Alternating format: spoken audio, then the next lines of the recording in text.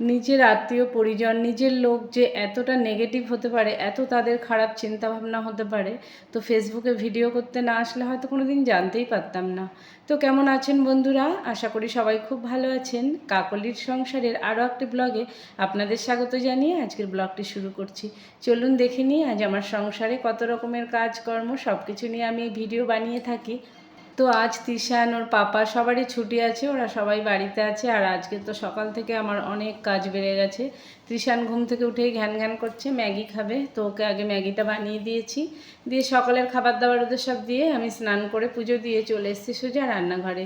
তো লাল শাকটা আমি ভালো করে বেছে নিয়ে একটু রসুন কাঁচা লঙ্কা তেলের উপরে দিয়ে লাল শাকটা ভাজা বসিয়ে দিয়েছি। আর ওই যে সবজিগুলো দেখলেন, ওগুলো সব মাছের সঙ্গে এমনভাবে মাখামাখি হয়ে গেছে, সবগুলো আমাকে আবার ডবল করে ধুতে হলো। ধুয়ে আমি একটা কাপড়ের উপরে মেলে দিয়ে শুকিয়ে ভালো করে মুছে কন্টেনারের মধ্যে ভরে সব আবার ফ্রিজে ঢুকিয়ে দিয়েছি। বর্ষাকালের সবজি তো একটু জল পেলেই আবার নষ্ট হয়ে যাবে, যতই ফ্রিজে রাখি না কেন। তো তৃষান একটু পড়তে বসেছিল, তোর পড়া হয়ে গেছে, এখন বদমাইশি শুরু হয়েছে। এদিকে আমি রান্নার জন্য সব সবজিগুলো কেটে নিচ্ছিলাম, আর তৃষান মাঝে মাঝে এসে বদমাইশি করছে। দুটো বড় সাইজের আলু খোসা ছাড়িয়ে আমি ভালো করে লম্বা লম্বা স্লাইস করে কেটে জলের মধ্যে দিয়ে দেবো।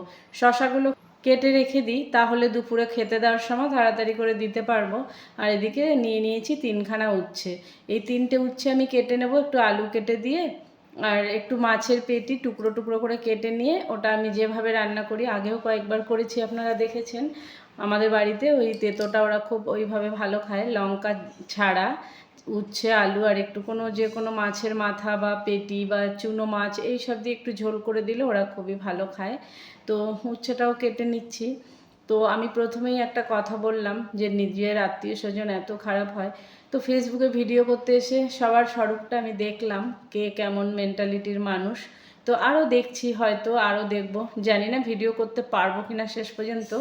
তো এই সমস্ত কথাগুলো খুবই কষ্ট হয়। তো যারা এখনও ফেসবুকে ভিডিও করতে নামেননি বা করবেন বলে ভাবছেন, তাদের উদ্দেশ্যে বলবো, প্রচুর ধৈর্য শক্তি থাকলে তবেই ফেসবুকে ভিডিও করতে আসবেন।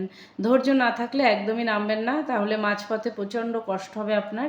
এটা গেল ফেসবুকের কথা, কারণ ফেসবুক না চাইলে আপনি কোনো দিনই উঠতে পারবেন না বা ভাইরাল হতে পারবেন না, এটা আমি বুঝে গেছি কদিনে বা কয় মাসে। তো যাই হোক, কোনো কাজ করতে আসলে তো ওঠানামা আছেই, ওটা না হয় বাদই দিলাম। এবার আসি নিজের আত্মীয় স্বজনের কথায়, যারা সামনে আপনাকে মিষ্টি মিষ্টি কথা বলে আর পেছনে কিভাবে আপনার ক্ষতি করবে সেই চিন্তাভাবনায় তারা মগ্ন থাকে। তারা নিজেরা তো কিছু করতে পারবে না, আর কারোর কিছু করা দেখলে তারা হিংসায় জ্বলে পুড়ে মরে যাবে।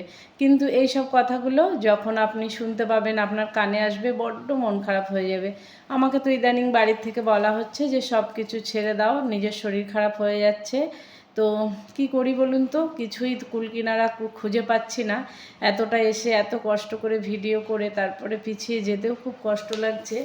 জানি না কি হবে শেষমেশ। তো আপনাদের সঙ্গে আরও অনেক কথা শেয়ার করব আমি। তো পরপর আপনারা আমার ভিডিওগুলো দেখবেন। আর আপনাদের কাছে আমার অনুরোধ, আপনারা অন্তত আমার পাশে থাকবেন, তাহলে একটু একটু করে এগিয়ে যেতে পারবো। তো দেখুন, আপনাদের সঙ্গে গল্প করতে করতে আমার সব রান্নাবান্না কমপ্লিট হয়ে গেছে। লাল শাক ভাজা, উচ্ছে আলু মাছের পেটি দিয়ে একটা শুক্তো, আর আলু দিয়ে সাইটিং মাছ আর কয়েকটা কাতলা মাছের পিস তো আলাদা করে আমি আর রান্না করিনি, একসঙ্গে রান্না করে নিয়েছি। আর করেছিলাম আমুদি মাছের একটা ঝাল। ওই রেসিপিটা আমি অন্য একটা ভিডিওতে আপনাদের সঙ্গে শেয়ার করব। সবাই সুস্থ থাকবেন, ভালো থাকবেন, দেখা হচ্ছে নেক্সট ব্লগে।